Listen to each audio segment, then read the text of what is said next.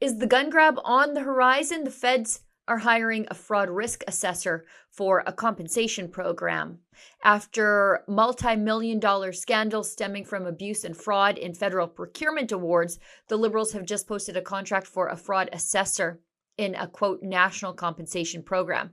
Is this the gun grab? I think so. To ban military-style assault weapons and to ensure that we're not going after shotguns and rifles that are primarily used for hunting. It's a complex issue. It's made more challenging by the fact that the Conservative Party is in the pockets of the gun lobby and trying to spread disinformation and...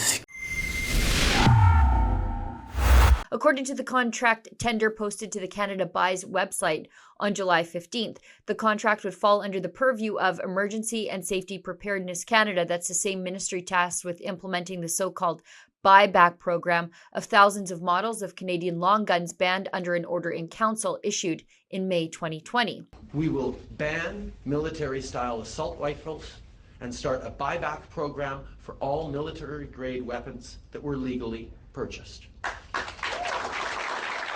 The tender reads, the Department of Public Safety and Emergency Preparedness, or Public Safety Canada, has a requirement to perform a fraud risk assessment of a national compensation program targeting businesses and individuals. Working with a team of dedicated stakeholders, the external firm is expected to undertake a systematic and thorough process to identify and evaluate and help address internal and external fraud vulnerabilities related to the national compensation program. Now, adding to the long list of firearms banned in Canada, Trudeau ended private handgun ownership through a freeze in sales and transfers. So we decided to take a new route, something that would tackle this issue at a national level. And so today, we're moving forward. We're introducing legislation to implement a national freeze on handgun ownership. What this means is that it will no longer be possible to buy, sell, transfer, or import handguns anywhere in Canada. In other words, we're capping the market for handguns. The cost of the confiscation for compensation program stemming from Bill C-21, the legislation that bans lawfully acquired firearms from owners, is already at $42 million in 4 years. Period. Senator Platt. Government leader, in 2021, the Trudeau government told Canadians the cost of getting this unnecessary firearms buyback program up and running would be $8.8 million. Last fall, I put a written question on the order paper asking for more information about this program. An answer was provided on Wednesday. This time I only had to wait 6 months to get an answer instead of 3 years. Getting better. The response says the Trudeau government has already spent $41.9 million on this program. Not worth the cost, Leader. This is a boondoggle, and it hasn't even begun. Leader, how can your government have spent $42 million on this? How many firearms have they bought back? And as noted, not a single firearm has been purchased from Canadian gun owners by the federal government. Now, a series of scandals have plagued the federal procurement process. ArriveCAN, the mandatory travel surveillance app, has become a $60 million millstone around the neck of the federal government. The app, created by GC Strategies, erroneously sent 10,000 Canadians to unnecessary COVID quarantine under threat of thousands of dollars in fines per individual. The app then was recreated for just tens of thousands of dollars over a weekend by a private firm, and GC Strategies is now under police investigation for fraudulent billing practices. Did Mr. Firth review the content of the search warrant executed on his house yesterday? Mr. Firth. Yeah, I skimmed through the 6 pages, yes. The honourable member from Brantford Brant. Did the search warrant specify a forgery pursuant to 366 of the Criminal Code and fraud pursuant to Section 380 of the Criminal Code of Canada? Mr. Firth. Again, Mr. Speaker, I skimmed through, and to answer honestly, I cannot give that answer accurately. Mr. Firth's actions further constituted a fraud on the Government of Canada.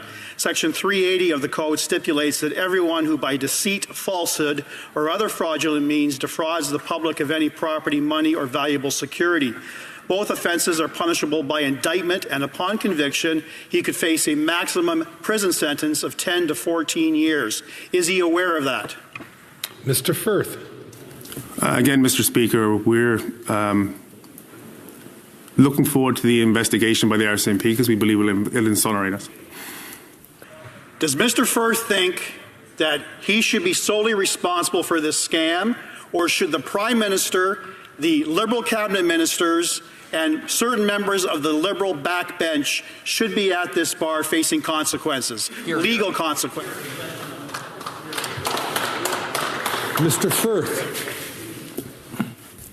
Mr. Speaker, I'm sorry, again, I don't want to be elusive. I can't comment on this. That's kind of speculative, and I'm not sure what I can do here. The Trudeau government has also been accused of rigging the procurement process to favor multinational consulting firm McKinsey. McKinsey received 2 contracts with IRCC for close to $25 million. And it's from these contracts and the Economic Advisory Council, chaired by Mr. Dominic Barton, that led to the infamous 500,000 immigration target that this government is now walking back from. How dangerous is it for a company to chair an advisory council that sets policy in an effort to help its own interests, would you say? Again, I'm sorry, I don't know much about what that committee was doing, so it would be inappropriate for me to provide thoughts or opinions on it. Okay, thank you.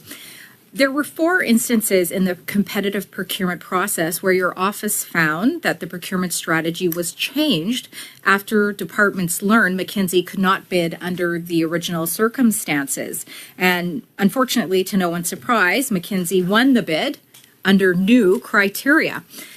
Can a department call it a competitive process when they are changing the requirements to cater towards one specific company, in this case, McKinsey and Company? So in the case of the 4 contracts that you're referring to, there were 2 where there was a change in strategy. And while the federal government is able to change its procurement approaches as it goes about, And Liberal MP Randy Boissonnault will testify Wednesday at the Ethics Committee for his involvement in a 5-person company that received pandemic-era contracts from the federal government. Who's Randy? The Minister of Employment has a 50% stake in a shady company. Someone from the company named Randy is implicated in a $500,000 fraud. The minister says he's not that Randy. Yet, incredibly, for the past 2 weeks, he's been unable to identify who that other Randy is. Global News can't find him, and the company's COO conveniently can't recall his name. There is no trace of him. We're talking about a 5-person company. If there were another Randy, it wouldn't be so difficult to find this individual. Everyone knows who Randy is. It's the Minister of Employment. The minister is implicated in a $500,000 fraud. He broke the Conflict of Interest Act, and he needs to face the consequences. So I suppose we should be glad, I guess, that the federal government is trying to at least give the perception of not enriching their friends and well-connected cronies by using the gun grab program to do it. Now, the contract to assess the unnamed compensation program for abuse and fraud closes on July 31st, 2024. For Rebel News, I'm Sheila Gunn Reid. The federal government's gun grab is just another scapegoating of the innocent, because it is easier to scapegoat the innocent than deal with the tough issue of violent crime and the Trudeau government progressive policies that lead to it. To sign our petition, please go to handsofourguns.ca.